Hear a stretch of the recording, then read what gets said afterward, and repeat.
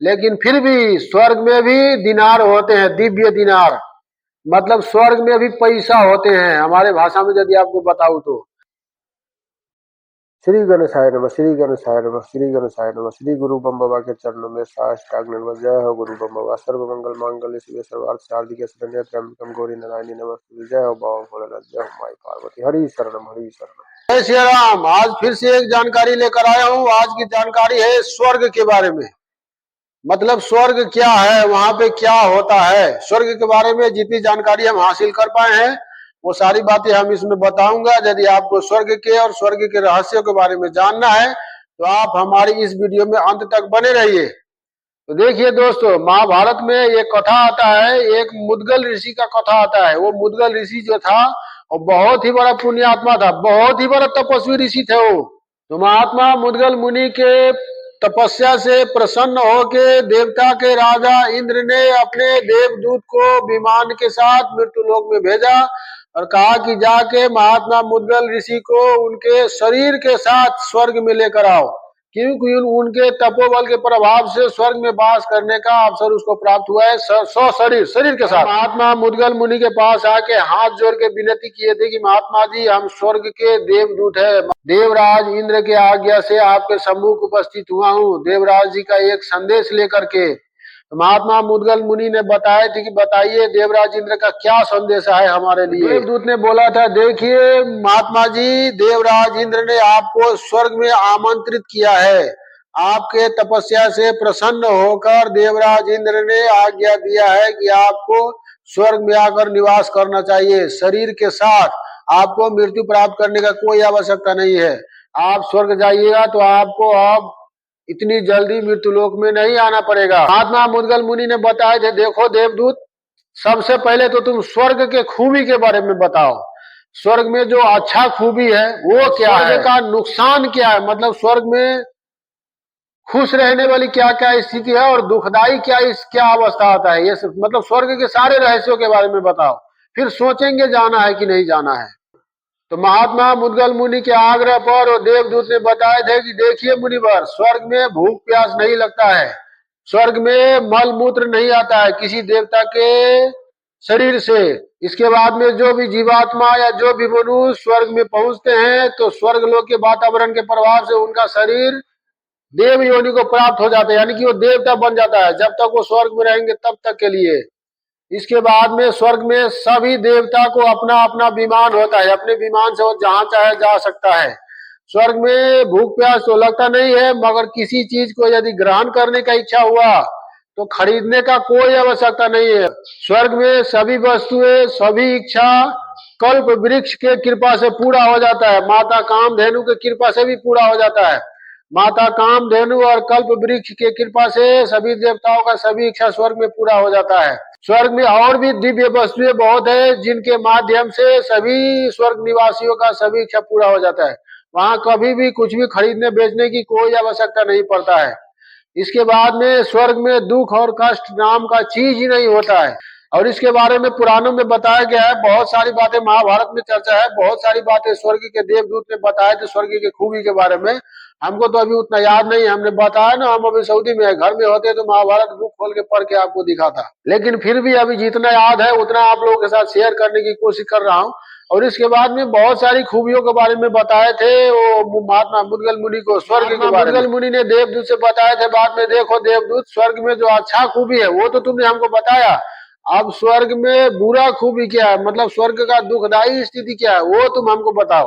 बाद में मुद्गल मुनि के आग्रह पर और देवदूत ने बताया कि देखिए मुनिवर, स्वर्ग में दुखदाई अवस्था भी कभी कभी आ जाता है, नहीं आता ऐसा बात नहीं है। जितना भी स्वर्ग का निवासी होता है उसको असुर के आक्रमण के भय का चिंता लगा रहता है कि कब असुर का आक्रमण हो जाए और स्वर्ग छोड़ के कहीं छुपना पड़ जाए, क्योंकि स्वर्ग में एक बार असुर आक्रमण करते हैं तो उनका निवारण होने में बहुत समय लगता है और बहुत लंबे समय तक स्वर्ग के बाहर छिप कर रहना पड़ता है। ये चिंता हाल हमेशा दिलो दिमाग में बना रहता है। और जितने भी स्वर्ग का निवासी होती है दूसरे देवताओं का संपत्ति को देख के जलन होता रहता है कि वो जो देवता है, वो व्यक्ति जो स्वर्ग का निवासी है, उसके पास हमसे कहीं अधिक संपत्ति है, उसके पास कहीं हमसे अधिक सुख सुविधा है। ऐसा जलन एक दूसरे देवताओं को देख के हमेशा जलन होता रहता है स्वर्ग में। और इसके बाद में स्वर्ग में वास करने के लिए आपको इतना बता दूं दोस्तों, स्वर्ग में और देवदूत ने महात्मा मुद्गल मुनि से बताए थे कि स्वर्ग में आपका पुण्य जब नष्ट हो जाएगा तो फिर आपको स्वर्ग से नीचे धकेल दिया जाएगा, यानी कि स्वर्ग से आपका पतन हो जाएगा। एक बार आपका स्वर्ग से पतन हो गया तो फिर इसी मृत्युलोक में साधारण मानव की जोनी में आके आपको जीवन जीना पड़ेगा और फिर से वो पुण्य हासिल करना पड़ेगा। महात्मा मुद्गल मुनि ने बताए थे कि क्या स्वर्ग में रहने वाले व्यक्ति का पुण्य नष्ट हो जाता है? स्वर्ग में रहने वाला व्यक्ति का पुण्य क्यों नष्ट हो जाता है? वहां रह के कोई अच्छा कर्म नहीं करता है क्या? वहां रहने वाला व्यक्ति भगवान का पूजा पाठ स्नान ध्यान आदि तो करता होगा, इसका पुण्य तो उसको मिलना चाहिए। तो देवदूत ने बताया थे, देखिए महात्मा जी, स्वर्ग भोग जो नहीं है, स्वर्ग में वास करने वाला व्यक्ति सिर्फ और सिर्फ अपने कर्मों का फल भोगता है। वहां कोई नया कर्म नहीं किया जाता। नया कर्म करने के लिए तो इसी मृत्युलोक में आना पड़ता है। ये मृत्युलोक है कर्म भूमि। मृत्युलोक में जो भी कर्म व्यक्ति करते हैं, गलत या सही, उसका सजा उसको भोगना पड़ता है और उसी का फल उसको मिलता है। स्वर्ग में रहने वाला व्यक्ति यदि कोई अच्छा कार्य भी करे, स्नान ध्यान पूजा पाठ नित्य करे, तो उसका कोई फल उसको प्राप्त नहीं होगा। वो देवदूत ने बताए थे कि स्वर्ग लोक में अपने मृत्युलोक के अर्जे हुए पुण्य का फल गंवा कर ही स्वर्ग का सुख मिलता है। स्वर्ग का सबसे बड़ा दोष यही है। जिस दिन स्वर्ग में रहने वाले व्यक्ति का पुण्य समाप्त हो जाता है, उनका गले में डाला हुआ माला मुरझाने लगता है। उनको अनुभव होने लगता है कि अब हमारा पुण्य समाप्त हो गया, अब हमारा पतन हो जाएगा, धरती पर गिरना पड़ेगा। तो उस बात से वो बहुत दुखी हो जाते हैं। स्वर्ग में सबसे बड़ा दोष यही है। और स्वर्ग में अच्छे कर्म का फल तो आपको नहीं मिलेगा, लेकिन गलती से कोई अयोग्य कर्म हो गया तो उसका सजा आपको उसी समय मिलेगा, उससे आप बच नहीं पाओगे। तो महात्मा मुद्गल मुनि जी ने बाद में कहा था कि भैया देवदूत, हमको स्वर्ग में नहीं जाना है, तुम जा सकते हो। तुम जाके अपने राजा को यह हमारा संदेश दे दो। हम तो अपनी इस जीवन की आयु को पूरा करके इस शरीर को इसी मृत्युलोक में छोड़ के भगवान श्री नारायण के धाम में जाने का इच्छा रखता हूँ। हमको स्वर्ग में नहीं जाना है, आप जा सकते हो। इसके बाद में देवदूत ने वहां से चले गए थे और महात्मा मुद्गल मुनि जो थे वो स्वर्ग जाने से इनकार कर दिए। जानकारी के लिए इतना बता दूं दोस्तों, भगवान का जो सच्चे भक्त होता है ना, वो सिर्फ और सिर्फ भगवान के धाम में जाने का कामना करता है, भगवान के धाम में जाने का इच्छा पाल के रखता है दिल दिमाग, ना कि स्वर्ग में और भगवान के धाम के अलावा किसी दूसरे लोक में जाने की इच्छा रखता है। आपको बता दूं दोस्तों, भगवान श्री नारायण के बैकुंठ धाम के अलावा सभी लोग नाशवान है। ब्रह्मलोक तक का जो लोक है वो नाश हो जाता है जब महाप्रलय का समय आता है। ये कथा हम बता चुके हैं, यदि जरूरत पड़ेगा तो दूसरा वीडियो में लेकर आएंगे, अभी तो हम कोई और चर्चा कर रहे हैं। तो ब्रह्मलोक तक का जो लोक है वो नाशवान है, वो नाश हो जाता है समय आने पर। केवल और केवल भगवान श्री नारायण का जो धाम है वही नित्य रहता है, और जो नित्य रहता है उसी को सनातन कहते हैं। तो इसीलिए भगवान का जो सच्चा भक्त होता है, निस्वार्थ भक्ति करते हुए भगवान के धाम में जाने की कामना करते हैं। जो सच्चा भक्त होते हैं ना, वो स्वर्ग जाने की कामना कभी भूल से भी नहीं करते हैं। और जो भगवान का जो सच्चा भक्त होते हैं, या तो भगवान के धाम में जाने की कामना करेंगे, या तो अपने कर्म अनुसार जहाँ रहे सच्चा मन से उसका भजन करता रहे, सभी जन्मों में यही उनका इच्छा रहता है। भगवान के सच्चे भक्त स्वर्ग में जाने की कामना कभी नहीं करते हैं। यही बात है दोस्तों, स्वर्ग जो है, स्वर्ग में अपने मृत्यु लोक के किए हुए पुण्य का फल गंवा कर ही स्वर्ग का सुख मिलता है। स्वर्ग में भी जितने दिनों के लिए ही किसी जीवात्मा को स्वर्ग प्राप्त होता है, वो वहां रह के वहां के अप्सराओं को अपनी इच्छानुसार उपभोग कर सकता है, लेकिन उसमें पुण्य जल्दी नष्ट होता है। इसका प्रमाण मिलता है वाल्मीकि रामायण के उत्तरकांड में, जब रावण दिग्विजय के उपरांत स्वर्ग में आक्रमण किया था और सभी देवताओं को अपने बस में कर लिए थे, तो महाराज रावण ने देवताओं को ताना दिए थे कि स्वर्ग की अप्सराएं किसी एक की विवाहिता पत्नी बन के नहीं रहती, वो सबके लिए उपलब्ध है। और महाराज रावण ने उस समय देवताओं को ये भी ताना दिए थे कि तुम्हारे यहाँ स्त्रियां स्वतंत्र है, वो किसी एक के प्रति समर्पित नहीं रहती।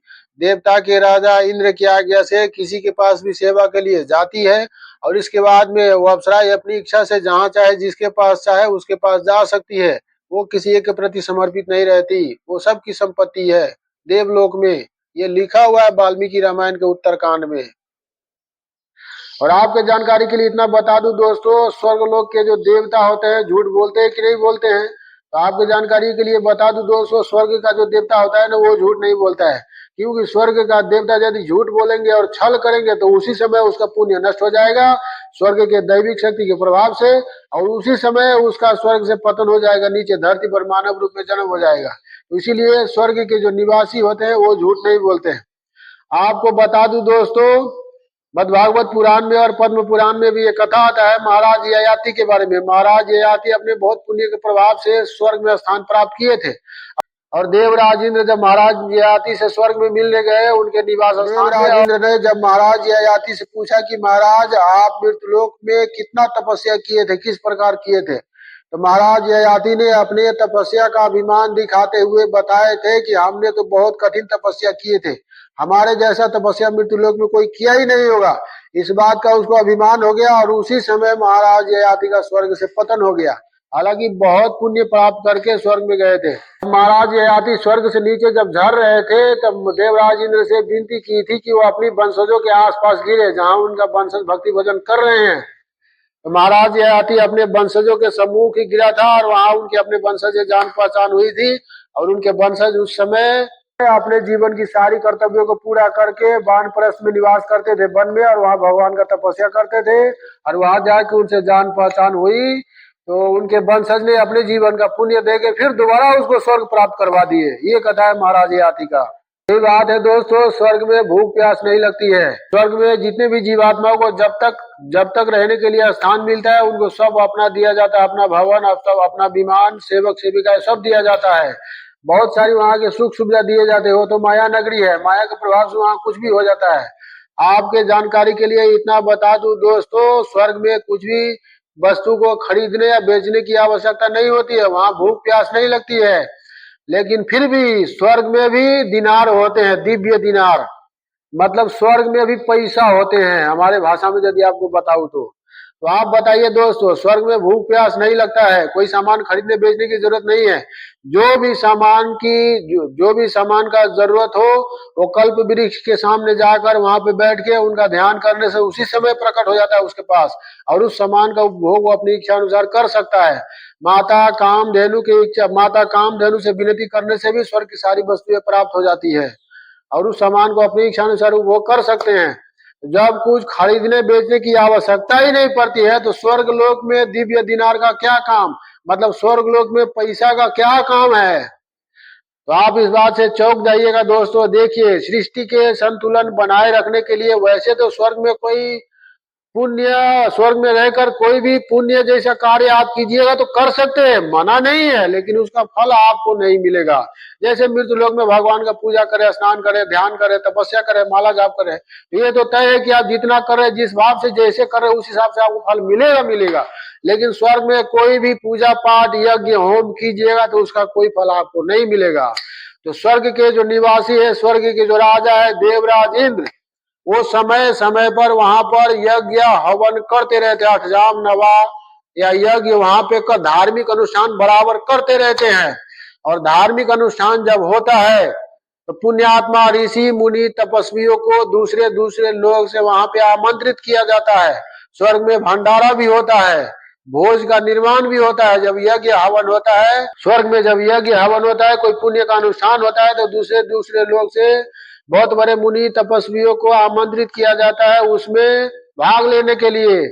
और जब यज्ञ हवन समाप्त होते हैं तो माता कामधेनु से और कल्प वृक्ष से विनती करके वहां के भोजन में जो भी वस्तु चाहिए वो आग्रह करके उनसे हासिल किया जाता है, और वही भोजन की वस्तुएं उन सारे महात्मा को प्रसाद के रूप में दिया जाता है पाने के लिए।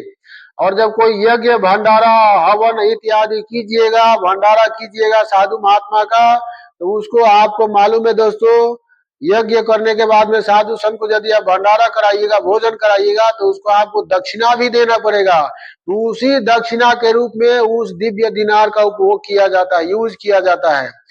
जब देवता का राजा स्वर्ग में सृष्टि के संतुलन को बनाए रखने के लिए स्वर्ग में यज्ञ हवन धर्म अनुष्ठान यदि करते हैं तो भंडारा भी करते हैं, साधुओं का भोजन भी कराते हैं। स्वर्ग के दिव्य प्रसाद के द्वारा साधु को भोजन भी कराया जाता है, पुण्यात्मा साधु संत को। और साधु संत को भोजन कराने के बाद में दक्षिणा भी देनी होती है, तो वही दिव्य दिनार उस साधु संत को दक्षिणा के रूप में दिया जाता है। इसीलिए स्वर्ग में दिव्य दिनार का यही काम है। नहीं तो वहां तो कुछ खरीद बिक्री नहीं होता है, तो वहां दिव्य दिनार का क्या काम है, इसका वर्णन है पुराण में। और वो तपस्वी ऋषि मुनि उस दिव्य दिनार को ले जाकर क्या करता है आपको पता है, वो तो बैरागी होते हैं, तपस्वी होते हैं, उनके जीवन में उसका क्या काम। तो वो तपस्वी ऋषि मुनि उस दिव्य दिनार को ले जाकर किसी पुण्यात्मा राजा को उपहार के रूप में दे देते हैं, क्योंकि उस दिव्य दिनार में दैविक ऊर्जा होता है, दैविक रत्न से वो बना होता है। वो दिव्य दिनार दैविक रत्न से बना होता है और वो जहां पर रहेगा वहां के वातावरण को अच्छा बनाए रखता है, दिव्यमय बनाए रखता है। और वो दैविक दिनार दैविक ऊर्जा वही अच्छे तरह से रहता है जहां दैविक ऊर्जा मौजूद होता है। जहां के वातावरण अच्छा नहीं होता है वहां से वो लुप्त हो जाता है। यही होता है दैविक दिनार का काम। और आपको बता दूं दोस्तों, स्वर्ग के निवासी कोई भी देवता, स्वर्ग में जो नंदन वन है, नंदन वन में कल्प वृक्ष उपस्थित है और वहां पे स्वर्ग के कोई भी निवासी वहां जाके अपनी किसी भी वस्तु, अपने किसी भी इच्छा की मांग उससे कर सकते हैं और जो भी उनका इच्छा होता है वो उसी समय प्राप्त होता है। वहां पे कोई पहरेदार नहीं होता है। आप लोगों को लगता है कि कोई भी स्वर्ग के निवासी उस नंदन वन में प्रवेश कर जाते हैं, वहां पे द्वारपाल होते हैं कि नहीं होते, वो उसको जाने देते हैं कि नहीं जाने देते हैं। तो आपको बता दूं दोस्तों, स्वर्ग में सत्य धर्म जैसा वातावरण रहता है, वो सत्य लोक है। वहां पे अधर्म का नामो निशान भी नहीं है। यदि वहां पे अधर्म होगा तो स्वर्ग नाम नहीं रहेगा, फिर अधर्म जैसा वातावरण हो जाएगा, स्वर्ग का प्रभाव भी खत्म हो जाएगा। इसीलिए लेस मात्र भी अधर्म वहां नहीं है। वहां भी जितने भी जीव होते हैं पुण्यात्मा होते हैं, अपने पुण्य के प्रभाव से स्वर्ग में जाते हैं और जब तक रहते हैं पुण्यात्मा बन के रहते हैं। इसीलिए वहां किसी जगह कोई सुरक्षा कर्मी नहीं होता है। नंदन वन में स्वर्ग के कोई भी निवासी वहां जाके अपनी इच्छा प्रकट करके अपनी इच्छा अनुसार वस्तुएं हासिल कर सकता है। स्वर्ग में वस्त्र या जो भी वस्तुएं स्वर्ग में देवता के जरूरत में जो भी वस्तु होता है, वस्त्र वस्त्र या भोजन करने वाला सामान, देवता का यूज करने वाला कोई भी वस्तु, वहां के माता कामधेनु से विनती करके और दिव्य कल्प वृक्ष से विनती करके और ऐसे और भी दिव्य वातावरण वहां है जिनके प्रभाव से वो सब सुख सुविधा हासिल किया जाता है। तो वहां स्वर्ग में कुछ भी खरीदने बेचने की जरूरत नहीं पड़ता है। लेकिन स्वर्ग का सुख भी क्षणिक है, स्वर्ग का सुख भी नित्य नहीं रहेगा। जैसे ही आपका कर्म समाप्त होगा स्वर्ग से आपको धकेल दिया जाएगा और इसी मृत्यु लोक में आके आपको फिर से अच्छे कर्म करने पड़ेंगे, फिर आपको स्वर्ग प्राप्त होगा। और आपको बता दूं दोस्तों, मृत्यु लोक में जब 1 वर्ष बीतता है तो स्वर्ग में एक ही दिन बीतता है, एक दिन रात। स्वर्ग का जो दिन रात होता है वो 1 वर्ष जितना लंबा होता है नहीं भाई। मृत्यु लोक में जितना घंटे का दिन रात होता है, यानी कि 24 घंटे का दिन रात होता है, तो 24 घंटे में जितना समय आपको अनुभव होता है स्वर्ग में भी एक दिन रात के बीतने पर मृत्यु लोक के 24 घंटा जैसा समय ही महसूस होता है। 1 वर्ष जैसा समय वहां नहीं महसूस होता। ये सब भगवान के माया का प्रभाव है। तो यही बात है दोस्तों, स्वर्ग के जो निवासी होते हैं स्वर्ग में, चाहे स्वर्ग के स्थायी निवासी हो या अस्थायी निवासी हो, सभी के लिए वहां के सभी सुख सुविधा उपलब्ध है। यहाँ की जो व्यक्ति अपने अच्छे कर्मों के बदौलत स्वर्ग में स्थान प्राप्त करते हैं उसके बाद में वहां सभी सुख सुविधा दिया जाता है उसको। यहाँ तक कि अप्सरा भी उसको सेवा के लिए दिया जाता है। उस अप्सरा का अपने इच्छा अनुसार उसको उपभोग कर सकता है, उसके लिए कोई मना नहीं है। लेकिन याद रखिए, ज्यादा उपभोग करने पर पुण्य जल्दी नष्ट होता है और फिर से उस व्यक्ति का पतन हो जाता है। तो आपको बता दूं दोस्तों, कलयुग में जितने भी मानव है उन सभी में से सैकड़ों में से हजारों में से कोई बिरले ही होगा जिसको स्वर्ग में स्थान प्राप्त होता होगा।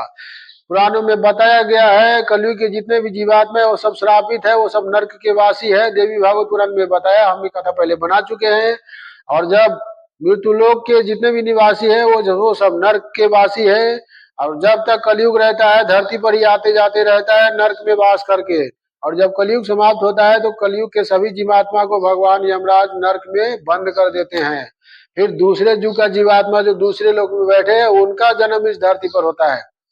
यही बात है दोस्तों, जितना भी कथा हम इसमें लेके आए थे आपको बताने की कोशिश किया। इसमें यदि कुछ भूल हुआ होगा तो क्षमा कीजिएगा। भगवान का जो सच्चे भक्त होता है वो स्वर्ग जाने का कामना कभी नहीं करता है, वो तो केवल भगवान के धाम में जाने की कामना करेगा या तो अपने कर्म अनुसार जहां भी रहे सच्चे मन से भगवान श्री नारायण का भजन भक्ति में लीन रहे, ऐसा प्रयास करते हैं। स्वर्ग जाने की कामना भगवान के भक्त को कभी नहीं करना चाहिए, क्योंकि स्वर्ग में वास करने के बाद में आपका पुण्य जल्दी नष्ट होगा और फिर से मृत्यु लोक में पतन हो जाएगा और वही दुख कष्ट आपको झेलना पड़ेगा। आपकी जानकारी के लिए इतना बता दूं दोस्तों, यदि आपको ये मानव जोनि दिया जाता है तो इस मानव जोनि से मुक्त होने के लिए दिया जाता है। मानव जोनि से मुक्त होके भगवान का धाम प्राप्त करने का सौभाग्य सिर्फ और सिर्फ मनुष्य को दिया गया। मनुष्य के अलावा कोई नहीं पा सकता है, केवल मनुष्य ही ऐसा है मृत्यु लोक का मानव जो अच्छे कर्म करके मुक्ति के जैसा कर्म करके भगवान के धाम को प्राप्त कर सकते हैं। वो देवलोक में बैठा हुआ देवता जो है ना, वो अपने किसी जीवन के पुण्य के प्रभाव से देवलोक में स्थान पा चुके हैं। जब तक उनका पुण्य रहेगा देवलोक में, देवलोक का सुख भोगता रहेगा। जिस दिन उसका पुण्य समाप्त होगा, हमेशा के लिए जो स्वर्ग में निवास कर रहे हैं, उस देवता को भी मृत्यु लोक में मानव रूप में आकर फिर से अच्छा कर्म करना पड़ेगा, फिर उसको मुक्ति प्राप्त होगा। स्वर्ग लोक, क्योंकि स्वर्ग लोक में रहने वाला देवता का कोई ऐसा कर्म ही नहीं होता है। कोई कर्म करेगा उसका फल ही उसको नहीं मिलेगा। आने वाले के लिए कोई कर्म ही उसका नहीं बन रहा है, तो वहां से आगे वो कैसे जाएगा। इसीलिए स्वर्ग में यदि किसी देवता का पुण्य नष्ट हो जाता है तो इसी मृत्यु लोक में आना पड़ता है, मानव योनि में जन्म लेकर कर्तव्य करना पड़ता है। और वो समय जब स्वर्ग से पतन होने का समय आता है तो वो समय बहुत भयानक दुखदायी होता है। इसीलिए किसी भी व्यक्ति को स्वर्ग जाने का कामना नहीं करना चाहिए। भगवान का यदि सच्चा भक्त है तो ये कामना करना चाहिए कि जहां भी रहूं सच्चे मन से आपका भजन साधना करता रहूं, या तो जहां भी रहूं सच्चे मन से आपका भजन साधना करता रहूं, या तो आपके धाम में चले जाऊं। तो यही बात है, भगवान का जो सच्चा भक्त है वो यही कामना करते हैं, स्वर्ग जाने का कामना नहीं करते हैं। यहाँ तक कि देवता का जो राजा है इंद्र, उसको भी अपने देवलोक वाला योनि पूरा करने के बाद इसी धरती पर मानव योनि में आना पड़ता है। देवराज, देवता का जो राजा इंद्र है, उसको भी अपना पुण्य समाप्त होता है। उसको अपने देवता वाला योनि पूरा होने के बाद किसी दूसरे दिव्य लोक में वो नहीं जा सकता है, क्योंकि देवलोक में अपना समय बिताने वाला जो देवता होता है उसका कोई नया कर्म नहीं होता है। जब तक उसका अपना कर्म समाप्त नहीं होगा देवलोक में रहेगा, अपने पुण्य कर्म समाप्त होगा तो इसी मृत्यु लोक में आना पड़ेगा मानव रूप में। मानव रूप में फिर से पुण्य कर्म करना पड़ेगा, फिर उनको वो लोग प्राप्त होगा यदि वैसा कर्म करेंगे तो, नहीं तो साधारण मानव में ही जीवन जीना पड़ेगा। आपको ये कथा बता देता हूँ दोस्तों, देवता का जो राजा है इंद्र एक बहुत बड़े भवन का निर्माण करवा रहे थे देवलोक में विश्वकर्मा जी से। और जो भवन का निर्माण वो करवा रहे थे उसमें बहुत समय लगने वाला था। तो विश्वकर्मा जी ने एक बार बताया कि हमको छुट्टी दीजिए, कुछ समय के लिए हमको अपने निवास में जाना है, फिर बाद में आएंगे। लेकिन देवराज जो इंद्र था उनको छुट्टी नहीं दी है, कहा कि जब तक इस भवन का निर्माण नहीं होगा आप यहाँ से नहीं जा सकते हैं। तो विश्वकर्मा जी को इस बात में बहुत तकलीफ हुआ और भगवान श्री नारायण के वैकुंठ लोक में जाके वो शिकायत कर दी है कि प्रभु देखिए ना, इतने दिन से हमको स्वर्ग में एक भवन के निर्माण में लगाए हुए हैं और बीच में हमने छुट्टी मांगा तो दिया ही नहीं। हमने बोला बाद में आगे फिर से आपके भवन निर्माण करेंगे। तो भगवान श्री नारायण ने कहा कि ठीक है आप जाइए, हम इसके बारे में देवराज इंद्र से कुछ बात करेंगे बाद में। तो विश्वकर्मा जी ने फिर से आपस वहां पे आ गए थे जहां उनको काम करने के लिए बताया गया था, भवन निर्माण करने के लिए। इसके बाद में भगवान श्री नारायण ने ब्राह्मण के रूप धर के स्वर्ग में आए। तो ब्राह्मण को जैसे ही देवराज इंद्र ने देखा तो विनती प्रणाम किए और बोले कि बताइए कैसे है, कैसे आना हुआ। तो भगवान श्री नारायण ने जो ब्राह्मण के रूप में वहां आए थे, तो भगवान श्री नारायण ने ब्राह्मण के रूप में इंद्र से कहा कि देखो ये जो तुम भवन का निर्माण करवा रहे हो, ऐसा भवन तो किसी इंद्र ने आज तक निर्माण नहीं किया। तो ये बात सुन के देवराज इंद्र को बहुत ताजुब लगा, है किसी इंद्र ने, मतलब हमसे पहले भी आज कोई इंद्र हो चुके हैं क्या, ये बात तो हमको पता ही नहीं है। तो भगवान श्री नारायण ने उस समय वहां पे नीचे चींटियों का लाइन खड़ा कर दिया अपने माया से। भगवान श्री नारायण जो ब्राह्मण के रूप में वहां थे, अपने माया से चींटियों का लाइन खड़ी कर दिया, मतलब चींटी वहां चलने लगा बहुत सारा। तो भगवान श्री नारायण ने जो ब्राह्मण के रूप में वहां थे उनको बता रहे थे, वहां आए थे उनको बताया कि देखो ये जो धरती पर तुम जितना चींटी जाते हुए देख रहे हो ना, ये सभी चींटी अपने किसी न किसी जन्म में इंद्र था, इंद्र पदवी पर तैनात था, रूप में देवता के राजा के रूप में जन्म लिए थे और इंद्र का पद भोग के अपने कर्म अनुसार फिर से चींटी के रूप में चले गए हैं। तो यही बात है दोस्तों, देवलोक का कोई भी निवासी देवता का जो निपाने के बाद में नया कर्म नहीं कर सकता है, और यदि उसका अपना देवलोक वाला जो समाप्त होगा तो फिर से इसी धरती पर आना पड़ेगा और मनुष्य लोक में, मृत्यु लोक में दुख और कष्ट वाला जीवन जीना पड़ेगा। यही है स्वर्ग का सच्चाई। तो यही बात है दोस्तों, जितना भी जानकारी हम लेके आए थे आप लोगों के साथ शेयर करने की कोशिश किया। हमारा ये वीडियो यदि आप लोगों को अच्छा लगा होगा तो लाइक कीजिएगा, कमेंट कीजिएगा, शेयर कीजिएगा और हमारे चैनल को सब्सक्राइब जरूर कीजिएगा। हमारे वीडियो आप जहां से भी देख रहे हैं हमारे सभी प्रोफाइल को फॉलो कीजिएगा, लाइक कीजिएगा। यदि आप हमारे इस वीडियो को हमारे यूट्यूब चैनल में देख रहे हैं तो हमारे यूट्यूब चैनल को सब्सक्राइब कीजिएगा। अच्छा मित्रों, धन्यवाद। हमारे बात से यदि आपको तकलीफ हुआ हो तो मित्रों क्षमा कीजिएगा।